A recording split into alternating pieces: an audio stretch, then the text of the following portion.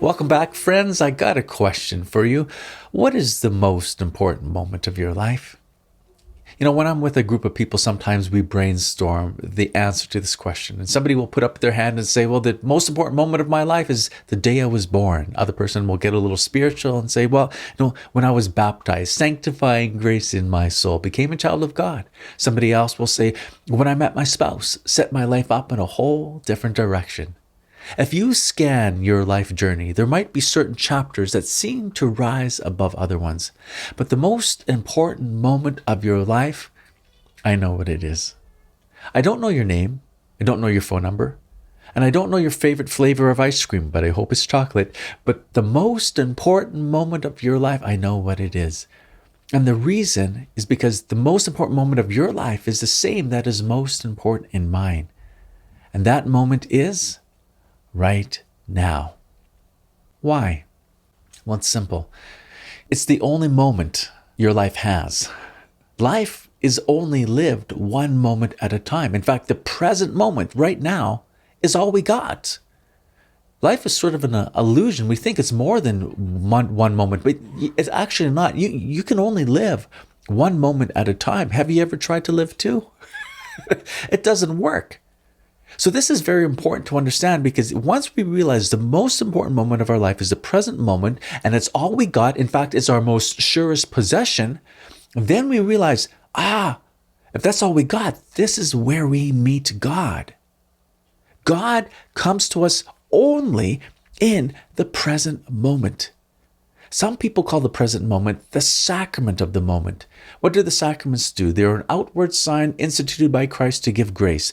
Well, the sacrament of the moment with a little s is the moment given to us by God by which he comes to us. In other words, this moment that we find ourselves in is not insufficient in grace to grow in the purpose of our life, to know, love, serve God. But most people miss the grace of the present moment. Why? Because they're trying to live two other moments, and one is over there. What's over there? That's the past. And how do people live in the past? Two different ways. Number one, by reliving the good old days, longing for life to go back to the way it used to be. And so they're trying to recreate the past in the present because the past was just so good. Now, should we celebrate the past and all the blessings that God has done? Absolutely.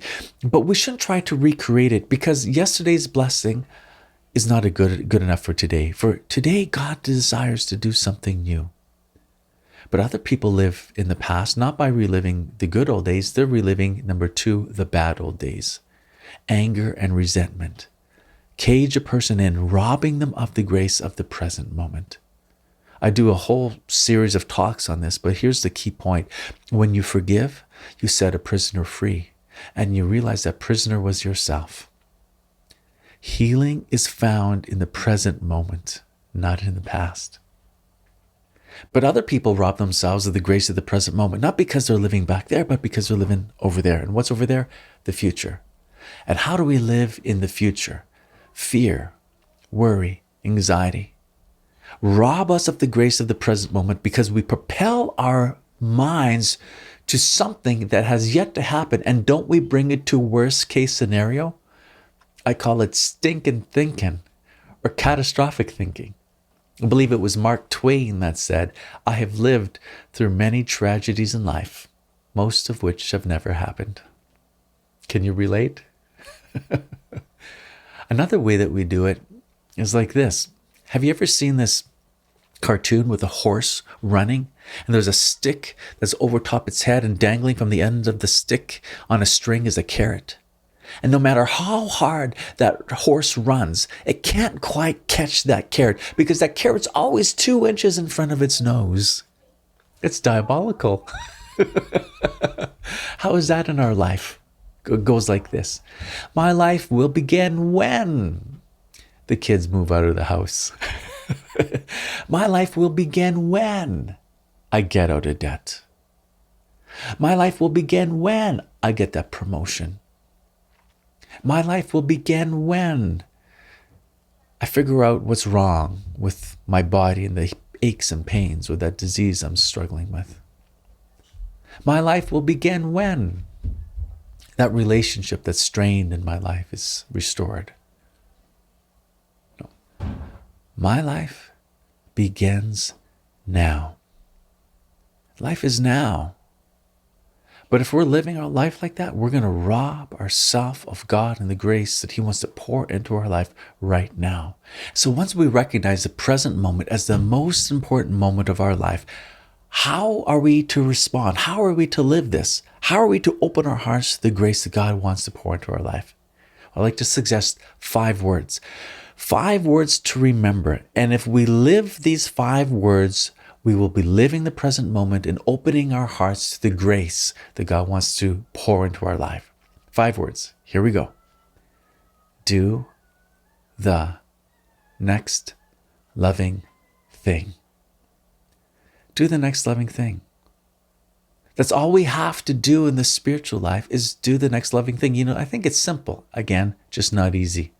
Kind of like golf. Get the ball in the hole. Simple. Just not easy. But a child should be able to understand the basics of the spiritual life. So if we want to live for God, we want to live the sacrament of the moment, we just have to stop and ask ourselves the question, what is the next loving thing to do? And then you do it with love. Another good question to ask is this: what are my responsibilities in my current state of life? And then do the next loving thing. 2 very important points. The responsibilities of a student is different than somebody who is working. The responsibilities of a married person is different than somebody who is single or widowed. But our responsibilities are so important. It's the primary way that God shapes us into the person He's created us to be other than the sacraments. And we have to be faithful to the moments that are in front of us. Otherwise, we miss out on God's grace. A great example of somebody who lived their life this way is Saint Teresa of Lisieux. She was a cloistered Carmelite nun. Translation, she didn't get out much. And she believed that if she just bent down and picked up a pin out of love, in other words, do the next loving thing, she could convert a soul.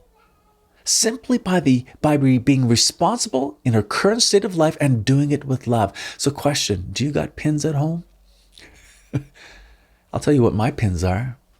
Dirty diapers, sweeping the floor, taking out the trash, picking up toys, coloring with my kids sometimes. Another example of somebody who lived this out in a beautiful way is Mother Teresa. Before Mother Teresa was known around the world, what was she? Well, she was a sister with the Loreto sisters in India, Calcutta. And what did she do?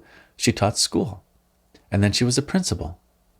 Now, when she was fulfilling her responsibilities as a school teacher and principal, did she say, oh, I hate my job, I wish I wasn't here? No, she was faithful to her current responsibilities and did the next loving thing. And because she was faithful, it led her to hearing the call within the call that led her out into the streets.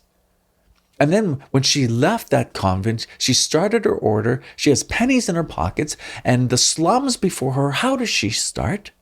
She says, with the first person in front of me. Mother Teresa was faithful to her current circumstance and then did the next loving thing. You can do that.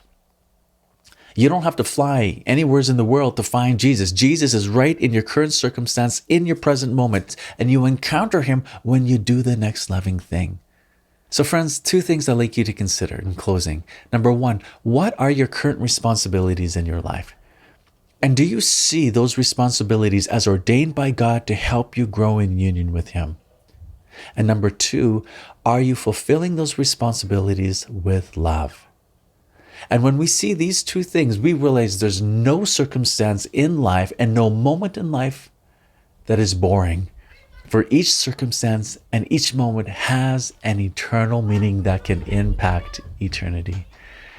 Friends, thanks for watching.